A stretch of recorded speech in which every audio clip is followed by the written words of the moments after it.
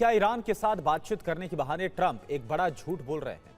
क्या जिसे दुनिया डोनाल्ड ट्रंप की पीस डील समझ रही है वो हकीकत में अगले हमले की बड़ी तैयारी है? क्या हॉर्मुज़ स्ट्रेट में अमेरिका की नाकाबंदी सिर्फ कागजों पर ही सीमित है, क्योंकि एक तरफ सेंटकॉम नेवल ब्लॉकेड के दावे कर रहा है तो दूसरी तरफ चीनी और ईरानी सुपर टैंकर अमेरिकी युद्धपोतों के सामने से गुजरकर अपनी मंजिल तक पहुंच रहे हैं। तेहरान के आसमान में गरजते ईरानी जेट्स ने भी डोनाल्ड ट्रंप के दावों की हवा निकाल दी है। ऐसे में जब एक के बाद एक ट्रंप के झूठ बेनकाब हो रहे हैं, तब क्या ट्रंप नाक बचाने के लिए एक बार फिर से युद्ध छेड़ने वाले हैं? इस रिपोर्ट में आप देखिए। सेंटकॉम का आधिकारिक हैंडल दावा कर रहा है कि पिछले 48 घंटों में एक भी जहाज उनकी परमिशन के बिना नहीं निकला और 10 जहाजों को वापस खदेड़ दिया गया। लेकिन समुद्री डेटा कुछ और ही हकीकत बयां कर रहा है। केपलर और टैंकर ट्रैकर्स जैसी समुद्री जहाजों पर निगरानी रखने वाली एजेंसियों की रिपोर्ट सेंटकॉम के दावों को झूठ बता रही है। जब ये नेवल ब्लॉकेड दिन में 4 बार टूटा तो अपनी साख बचाने के लिए डोनाल्ड ट्रंप ने नया दांव खेला।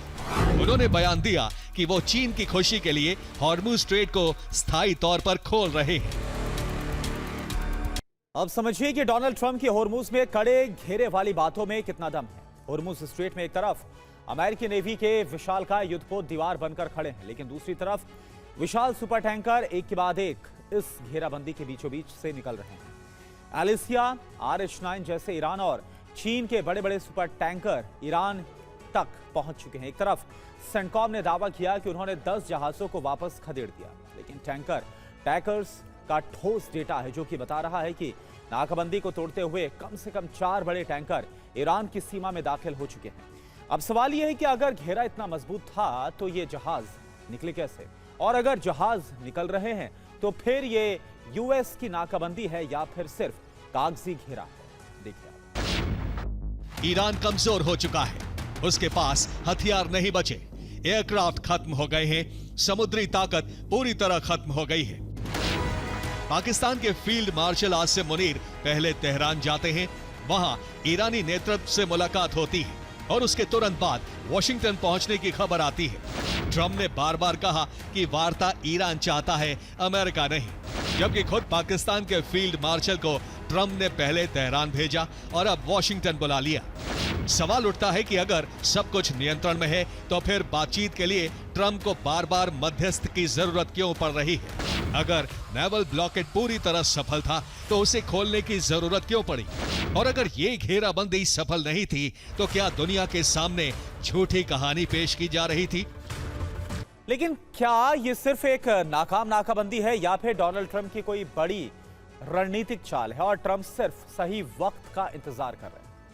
ईरान के चारों तरफ अमेरिका ने पहले ही एक घातक चक्रव्यूह तैयार कर रखा है। कुछ दिन पहले ही 2500 से ज्यादा मरीन के साथ अमेरिकी युद्धपोत USS बॉक्सर अरब सागर में पहुंचे हैं। अरब सागर में 5000 से ज्यादा नौ सैनिकों के साथ USS अब्राहम लिंकन पहले ही तैनात हैं। ओमान की खाड़ी के पास 3500 से ज्यादा मरीन के साथ USS त्रिपोली तैनात है।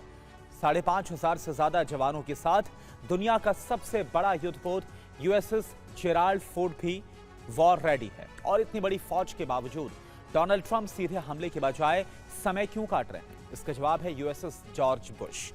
डोनाल्ड ट्रंप इसी बुश का इंतजार कर रहे हैं। 5000 से ज्यादा नौ सैनिकों के साथ जब ये बेड़ा अरब सागर में पहुंचेगा तब अमेरिका का ये रणनीतिक जाल पूरा होगा। यानी अभी जो शांति नजर आ रही है वो सिर्फ अगले बड़े हमले की तैयारी है। देखिए आप। वॉशिंगटन पोस्ट की रिपोर्ट है कि अली खामनेई के बाद ईरान की सत्ता अब पूरी तरह IRGC के हाथ में है। मुज्तबा खामनेई, अहमद वाहिदी और मोहम्मद बागेर जैसे चेहरे अब ईरान की नीति तय कर रहे हैं और पश्चिम से समझौता उनकी डिक्शनरी में नहीं है। कतर ने साफ चेतावनी दी है, अभी जो ऊर्जा कीमतों में बढ़ोतरी दिख रही है वो सिर्फ शुरुआत है। अगर हॉर्मुज़ जल्द नहीं खोला तो आने वाले महीनों में बड़ा आर्थिक संकट सामने आएगा। ब्रिटेन के पूर्व विदेश मंत्री ने भी चेतावनी दी है, अगर हॉर्मुज़ बंद रहा तो मानवीय संकट पैदा हो सकता है। विश्व बैंक का आकलन और ज्यादा गंभीर है। दुनिया में पहले से ही करीब 30 करोड़ लोग भूखमरी का शिकार हैं। ये संख्या तेजी से बढ़ सकती है।